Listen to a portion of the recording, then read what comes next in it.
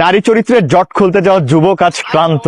তাই ক্লান্ত শান্ত যুবক দেখলো একটা মেয়ে কুয়ার পাশে দাঁড়িয়ে আছে, তাই যে বলল, একটু জল দেবে? মেয়েটা তাকে জল দিল, জলও খেলো। যুবক জিজ্ঞেস করলো, নারীর চরিত্র কি বলতে পারো? মেয়েটা তখন চিৎকার করলো, বাঁচাও বাঁচাও বলে। গ্রামবাসী শুনে ফেললো, গ্রামবাসী লাঠি সোটা নিয়ে আসা শুরু করলো। যুবক তখন বলল, প্লিজ এটা করো না, আমি ভেবেছিলাম তুমি একটা ভদ্র ঘরের মেয়ে, আমি তাই তোমাকে আস্থাভাজন মনে করে জিজ্ঞেস করেছিলাম নারী চরিত্রটা কেমন। তত সময় চলে এসেছে গ্রামবাসী। মেয়েটি ঝটপট করে কুয়োর পাশে রাখা কলসির সমস্ত জল নিজের মাথার উপর ঢেলে ভিজে যেয়ে গ্রামবাসীকে বলল, আমি পড়ে গিয়েছিলাম কুয়োতে, এই ছেলেটাই আমাকে বাঁচিয়েছে, সে না থাকলে হয়তোবা আমি মারা যেতাম।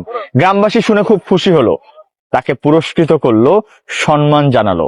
গ্রামবাসী চলে যাওয়ার পর মেয়ে বলল, বুঝেছো তো নারী চরিত্র নিয়ে প্রশ্ন করাটা কতটা